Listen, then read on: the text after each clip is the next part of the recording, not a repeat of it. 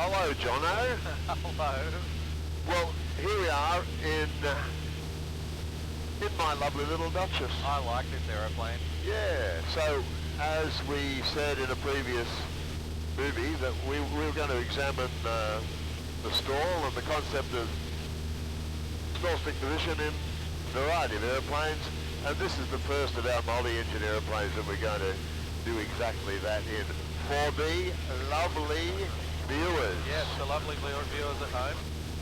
We've done our hassle checks. We're going to raise the attitude a little and smoothly come back to idle on both engines.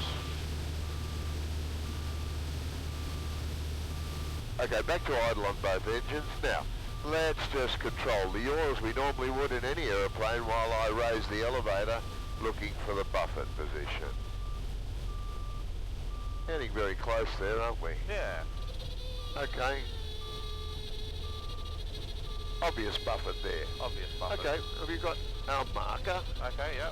Can I just get you to hold the column Okay, and exactly you're there as controlling usual? yaw? I'm looking after yaw. You keep that buffet coming. Let me just experiment with that. Okay. I'll give you that. Just going to come out of the stall. Alright, let's double check that the position that we've chosen is accurate. So, power off, upright, 1G, idling both engines, and gradually coming back to the buffet position just to check that we've set it in the right spot.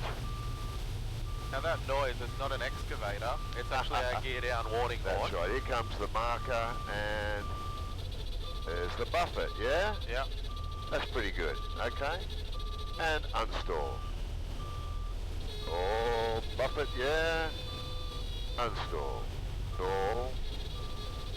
Unstall. And to recover, we're going to move the column away from stall stick position, control the yaw, and apply the power. Okay, if we want a minimum height loss, we're going to go pitch up, power up. Very good.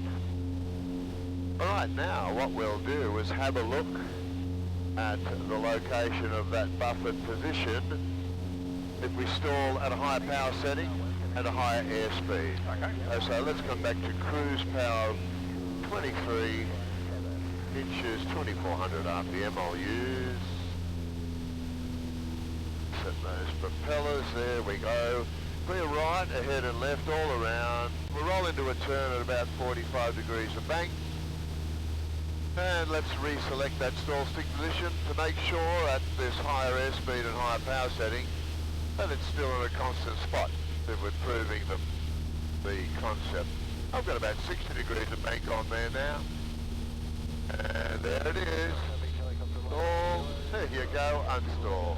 Stall, unstall. Stall, unstall. So yes, roll wings level, and we can see that it's still in the same spot. Still in the same spot. Okay.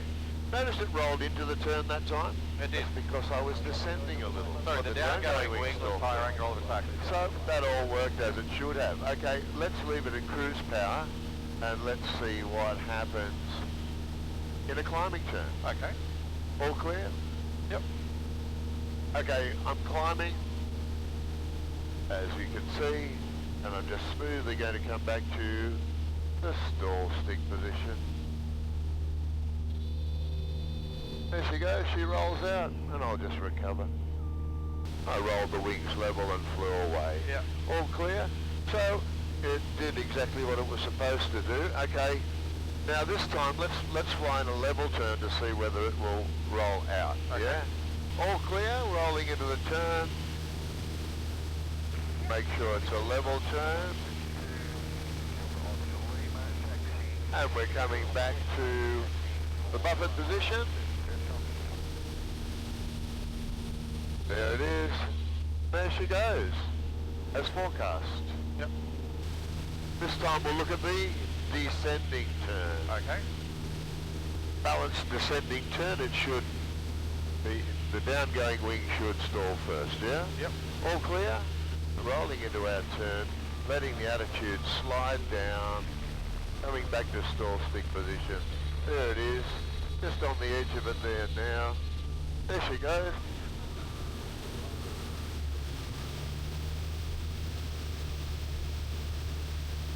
We've had a lot of comments about the stall danger at high angles of bank and low airspeed. The elevator is always being ignored. Elevator position and elevator position awareness has been ignored, and the stall has been blamed on the bank angle and the airspeed consistently, which we've got to dispel. Okay, so let's slow down. So I'll bring our power back, let's say 17 inches, 2300 RPM. We'll reduce our airspeed. Now the only way I can, if my power is constant and I want to reduce my airspeed further, all I can do is either take drag, flap or undercarriage, or change my flight path. Yep. Yeah? How do I change my flight path? Elevator. Yep. So I've got a high bank angle on now. Yeah? Yep. But how can I get slow? I could lower the undercarriage. I could take flap. Here we are, we're in the wide arc. I've got the gear down. Yep. I've got 45 degrees of bank on. I've got the flap out. I can't get any slower unless I move the column back towards me. You see, we're back in the same territory. The only way I can stall now is if I... The elevator. There it is. Unstall. Stall. Unstall. Look, I'm close to red line there. Yep. I'll just recover. So firstly, let's get the gear up. Let's bring our pitch up, our power up. We can take flap up, and I get some energy into the equation, and there we are back on blue line, and we'll climb away. So I had a fairly high bank angle. I had the gear down, the flap down. I was trying to slow down. The only way I could slow down the situation anymore is bring the column back to stall stick position. Yep. So it all boils down to the same common denominator, over and over again, whether I'm in a multi or single engine airplane. Let's go home. Let's go home.